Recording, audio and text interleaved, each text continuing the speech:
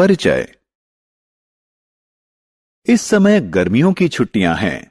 दोस्त कैरम खेलने के लिए मोहित के घर इकट्ठे हुए हैं। खेल के दौरान बिजली चली गई। खेल पूरा करने के लिए मोहित जाकर जलती हुई मोमबत्ती ले आया।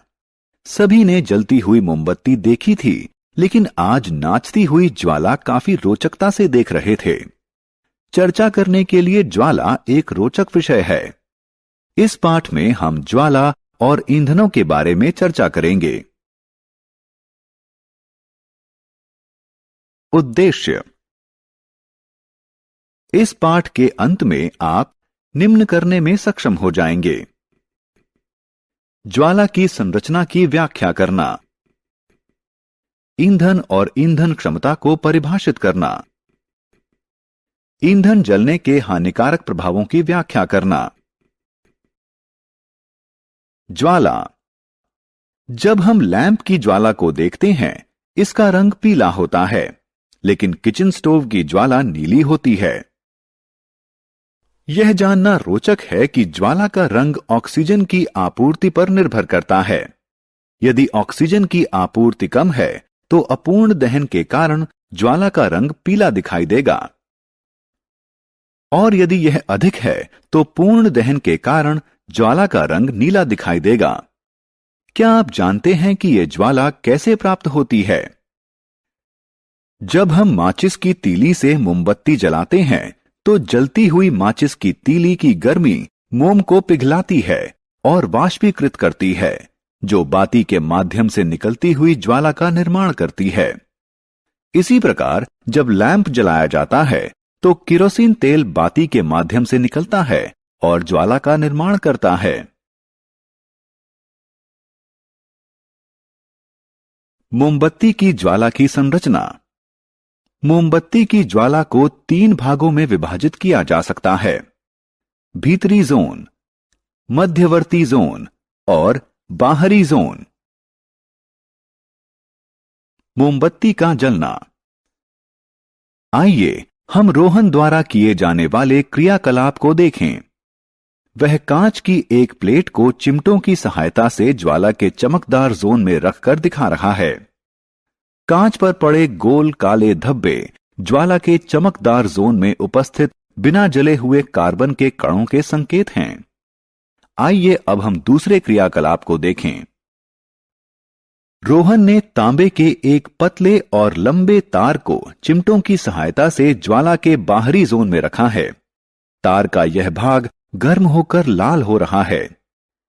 यह इस बात का संकेतक है कि ज्वाला का बिना चमक वाला जोन ज्वाला का सर्वाधिक गर्म भाग होता है। ईंधन और ईंधन क्षमता। ईंधन ऊर्जा का महत्वपूर्ण स्रोत है। हम कार चलाने के लिए पेट्रोल या डीजल, भोजन पकाने के लिए एलपीजी, हवाई जहाज उड़ाने के लिए क्रूड ऑयल, उष्णता प्रदान करने के लिए लकड़ी का इस्तेमाल करते हैं। ये सभी ईंधन हैं। सभी ईंधन निर्बाध रूप से नहीं जलते हैं। ईंधन क्षमता इसके ऊष्मीय मान द्वारा निर्धारित होती है। ऊष्मीय ऊर्जा की वह मात्रा जो 1 किलोग्राम ईंधन के पूर्ण रूप से जलने पर उत्पन्न होती है, इसका ऊष्मीय मान कहलाती है, और इसे किलो जूल प्रति किलोग्राम इकाई में व्यक्त किया जाता है। एलपीजी का ऊष्मीय मान लकड़ी या कोयले से ज्यादा होता है, इसलिए एलपीजी लकड़ी या कोयले की तुलना में बेहतर ईंधन है।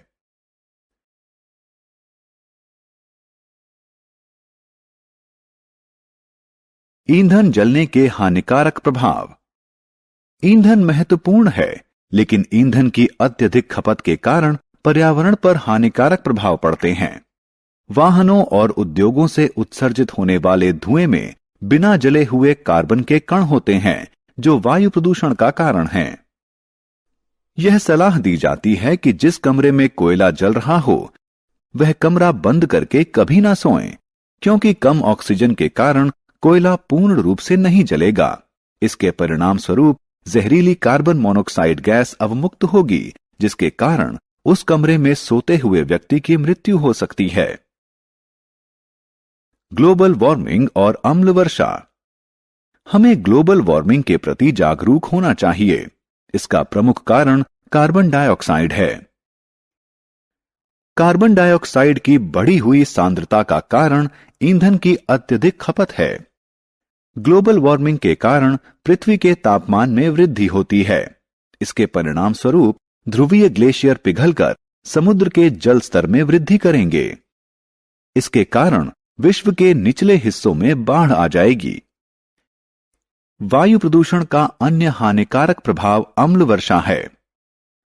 ऐसा वर्षा जल जिसमें उद्योगों और पेट्रोल इंजनों से अवमुक्त होने वाले सल्फर व नाइट्रोजन के ऑक्साइड घुली हुई अवस्था में मिश्रित होते हैं। यह त्वचा, मिट्टी, खड़ी फसलों और इमारतों के लिए अत्यधिक हानिकारक हो सकता है। कुछ तरीके हैं जिनके द्वारा हम उपयुक्त ईंधन का चयन करके पर्यावरण पर पड़ने वाले नकारात्मक प्रभावों में कमी ला सकते हैं। इसका सर्वश्रेष्ठ उदाहरण ऐसे कार, बस और ऑटो रिक्शा हैं जो पेट्रोल के बजाय कंप्रेस्ड नेचुरल गैस यानी सीएनजी से चलते हैं। सीएनजी एक साफ और सस्ता ईंधन है।